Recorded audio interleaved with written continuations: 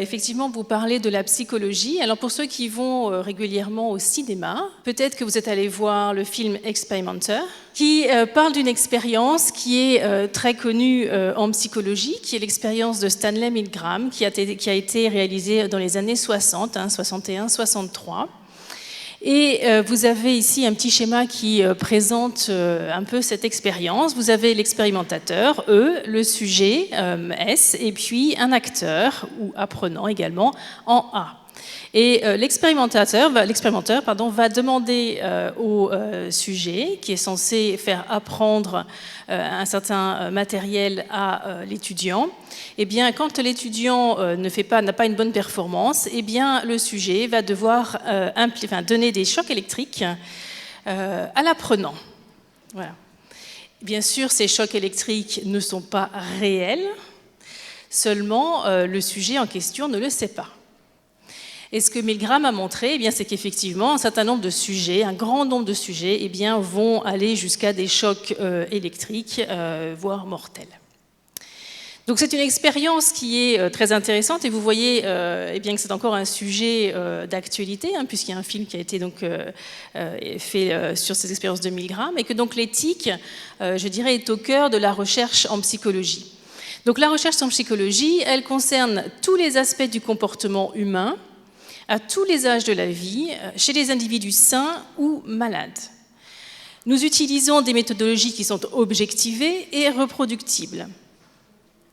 Alors, pour essayer de penser un petit peu à un code de conduite de la recherche en psychologie, nous avons ce que nous appelons le code Caverny, qui est utilisé dans le contexte de la Société française de psychologie, qui tente de définir un petit peu eh bien, ce code de conduite de la recherche en psychologie.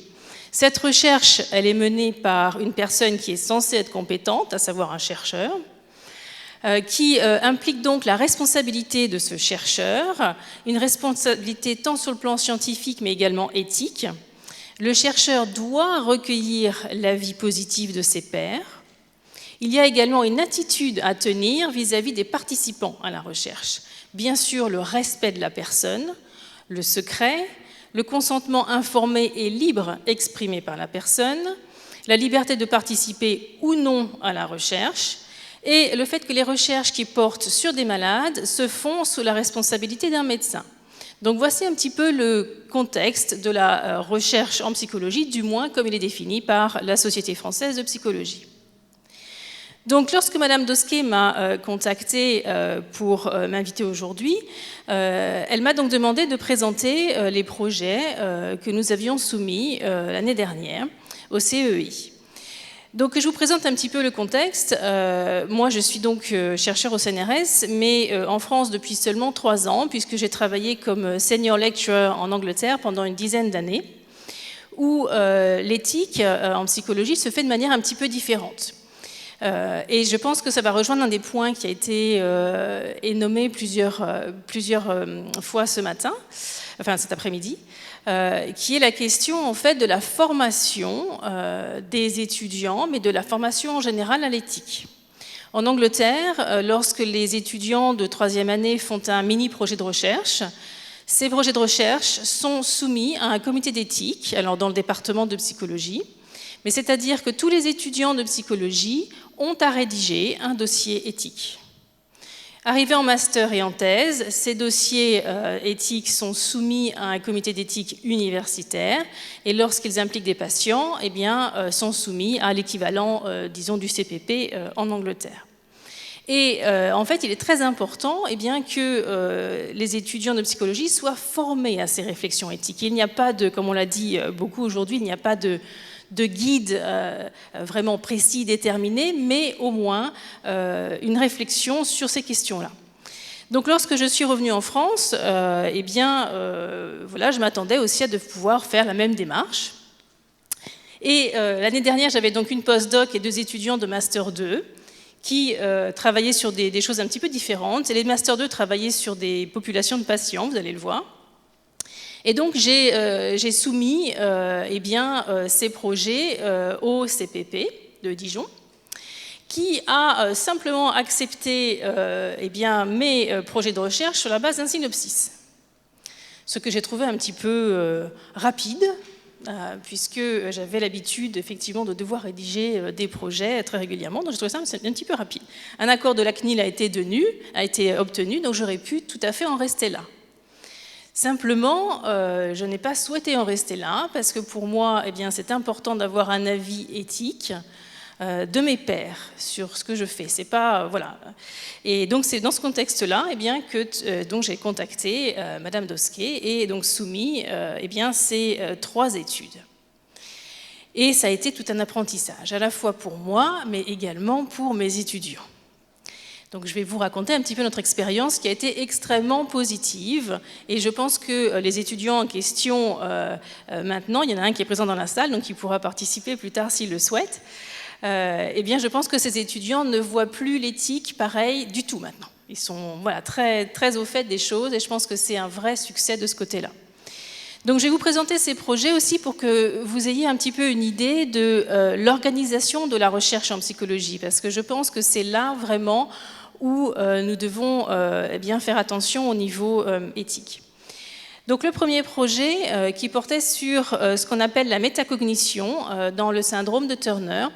Le syndrome de Turner est une maladie génétique relativement rare qui est associée à des anomalies de structure du chromosome X.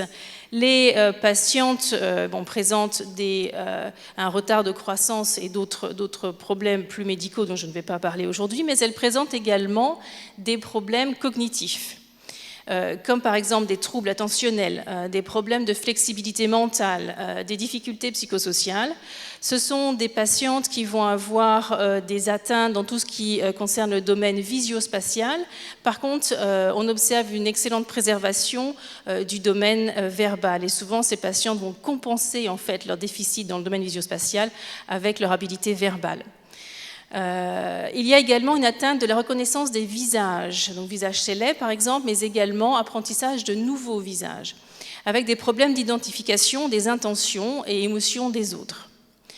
Donc, lorsque moi j'ai pris connaissance de cette littérature, eh bien, je me suis posé la question de savoir si ces patientes avaient conscience ou non de leurs difficultés. C'est ce qu'on appelle la métacognition. La métacognition, c'est la connaissance et le contrôle qu'on a de sa cognition.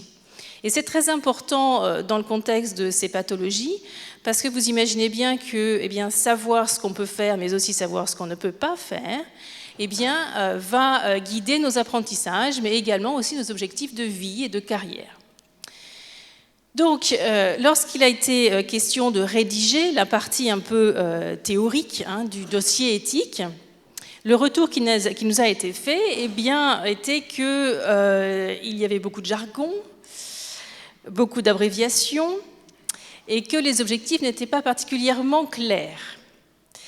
Et effectivement, je pense que c'est un piège qui était, je pense qu'on a tous le même problème, on sait de quoi on parle, mais de là à savoir le communiquer aux autres, c'est une autre histoire. Donc, je pense qu'il a fallu, nous avons beaucoup travaillé là-dessus avec les étudiants, et je pense que ça, du coup, était extrêmement bénéfique pour les étudiants qui ont dû prendre de la distance par rapport à leur projet et apprendre à expliciter des concepts. Alors, dans le dossier que nous avions soumis également, nous avons présenté l'organisation de la recherche, donc que vont faire les patients. Tout d'abord, concernant le recrutement de ces patientes, il s'agissait d'une étude bicentrique entre Dijon et Besançon.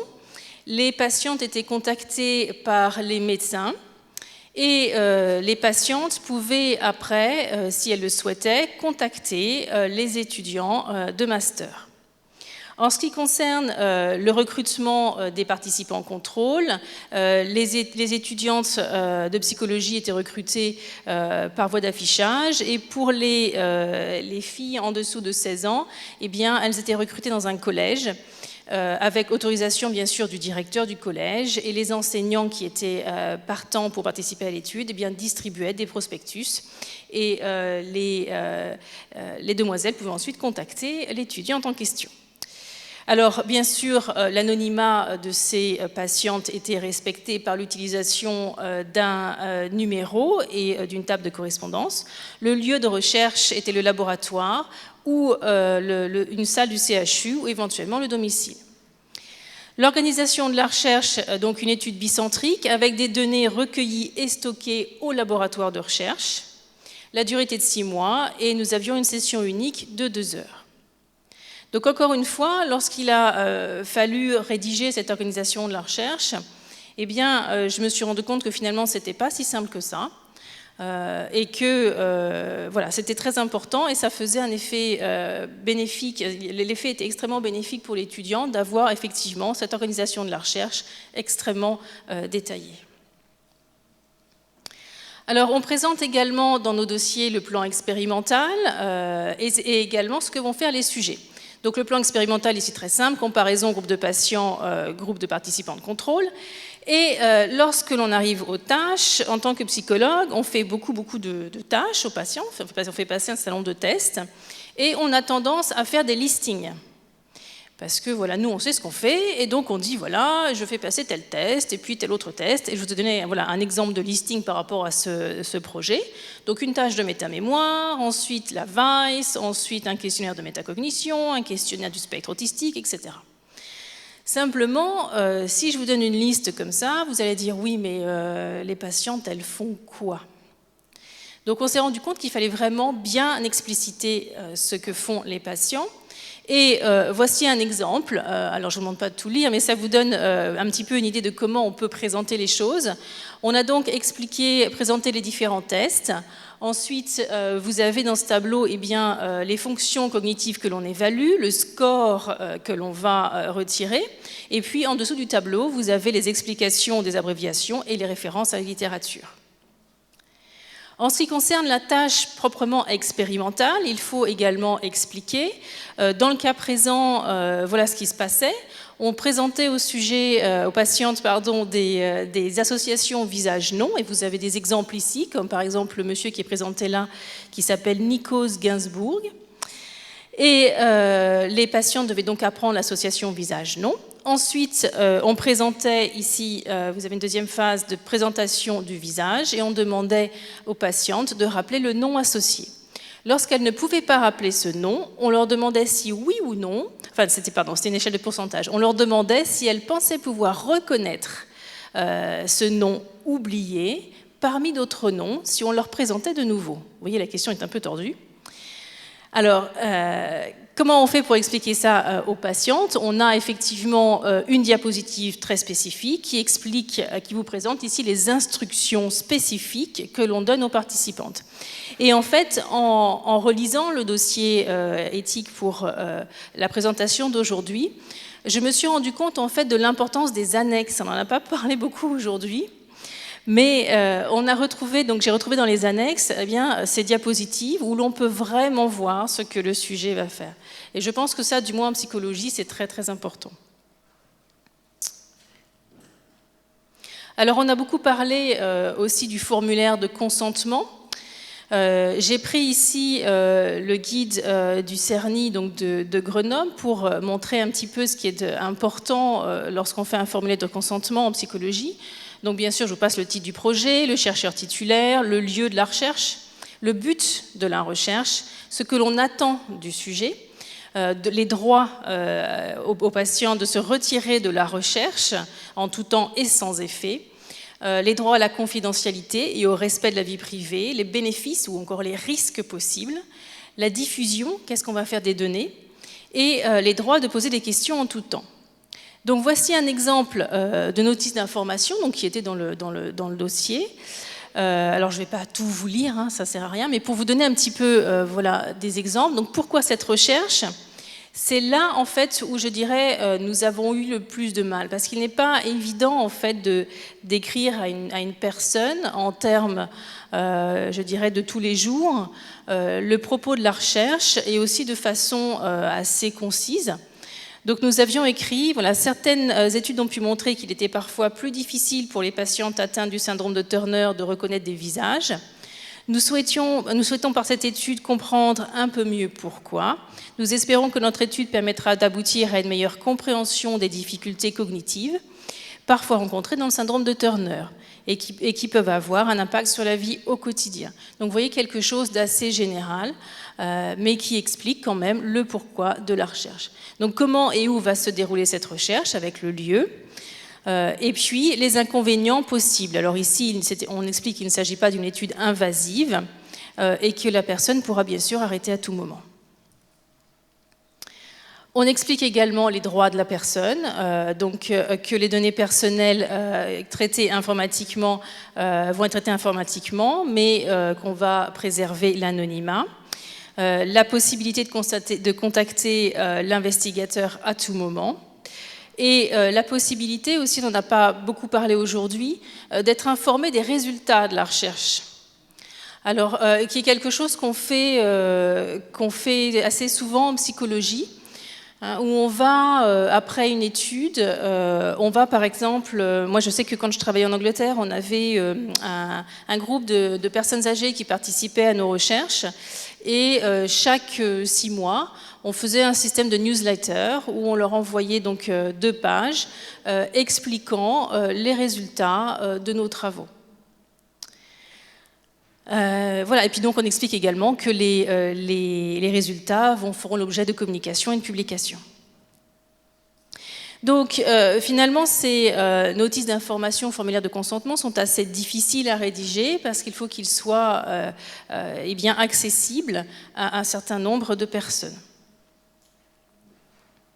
Alors deuxième projet, pour vous donner un petit peu notre idée, c'était un projet sur l'épilepsie temporale et les problèmes de mémoire.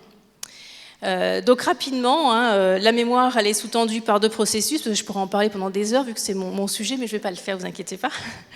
Donc la mémoire, elle est sous-tendue par 2 processus, des processus dits de familiarité. On reconnaît par exemple un visage parce qu'il vous paraît juste familier, ou de remémoration, on va reconnaître un visage parce que vous pouvez vous dire « Ah, Madame Dosquet, je veux bien m'en souvenir parce que c'est elle qui m'a ouvert la porte ce matin. » Voilà. Donc là, je peux vous rappeler un souvenir précis. Donc, on a évalué en fait cette familiarité dans l'épilepsie temporale en supposant qu'il y avait une atteinte de ces processus de familiarité. Et qu'est-ce qui se passe quand la familiarité est atteinte ? On va avoir une identification plus courante, plus importante, en fait, d'items qui ont déjà été présentés. Donc comment on a fait ça ? On a présenté des images, le sujet devait, donc des images dégradées, le sujet devait cliquer et puis dénommer l'image dès que celle-ci apparaissait. Ensuite on représente ces images parmi d'autres images et on demande au sujet si oui ou non ces images avaient déjà été présentées. Et s'il y a un déficit de familiarité, on va avoir beaucoup plus de fausses alarmes. Donc, bon, je ne vous redétaille pas l'organisation de la recherche puisqu'il faut qu'on se dépêche, mais c'était un petit peu la même chose au niveau du recrutement des patients. On avait ici alors quelque chose qui est un petit peu différent. L'étudiant en question qui voyait ses patientes les voyait en présence d'un neuropsychologue. Ce qui est intéressant, je pense, quand c'est un étudiant qui voit les patients, d'avoir aussi un professionnel présent à ses côtés. Alors, une autre étude qui pose le problème des questionnaires sur Internet. Donc, c'est un dossier qui avait été également soumis où on évaluait les changements d'identité liés à des événements de vie. Et là, on s'intéressait en particulier à la grossesse. Alors, la tâche est très simple. On demandait aux participantes de répondre à un petit questionnaire de type « Je suis ». Alors, par exemple, « Je suis chercheur ». Souvenirs personnels associés, je pourrais vous parler de ma soutenance de thèse, voilà. Et d'imaginer également des identités dans le futur, je serais grand-mère, et puis de générer un événement, par exemple changer les couches d'un bébé. Alors, l'intérêt de cette étude au niveau éthique, donc nous avions, pareil, défini des critères d'inclusion-exclusion, c'est qu'il s'agissait d'un questionnaire en ligne. Et pour ce faire, nous avons, alors il y a différents outils à disposition, soit des outils faits maison, soit des outils qui sont un peu plus sérieux, comme par exemple SurveyMonkey, où on va garantir la confidentialité Il s'agit d'un serveur sécurisé. L'adresse IP n'est pas enregistrée. Donc ça, c'est très important parce qu'elle ne peut pas être divulguée, contrairement à quand vous achetez quelque chose parfois en ligne. Et aussi, de manière très importante, la politique de confidentialité du serveur est indiquée aux participants. Donc, conclusion sur notre expérience, qui a donc été, comme je disais, extrêmement bénéfique. Tout d'abord, les difficultés que nous avons rencontrées, eh bien, c'était, en travaillant avec les étudiants, de faire une explication claire et synthétique du contexte théorique de la recherche, de présenter la méthodologie de manière détaillée mais condensée, sachant qu'en psychologie, comme vous l'avez vu, les méthodologies peuvent beaucoup varier. Complexité donc des différents outils méthodologiques, mais également des populations. Les points positifs, eh bien, ça nous a forcé à faire une description claire de notre procédure, mais aussi du déroulement de l'expérience. De cette façon de faire une meilleure présentation de l'étude, je pense, aux participants, donc les participants, je pense, en ont bénéficié. D'uniformiser un petit peu aussi les procédures, surtout au niveau des feuilles de consentement. De former les étudiants à l'éthique. Et je pense que ça, c'est un point qui est crucial et qui manque beaucoup. Alors, je ne sais pas dans toutes les disciplines, mais du moins en psychologie, je pense qu'il y a un réel manque de ce côté-là. Et puis, bon, bien sûr, je ne reparle pas de l'international et des publications. Voilà, donc nous avons retenu énormément de choses. Je vais m'arrêter là pour laisser la parole, pour qu'on soit dans les temps. Mais voilà, donc je vous remercie beaucoup de votre attention et j'attendrai vos questions. Merci.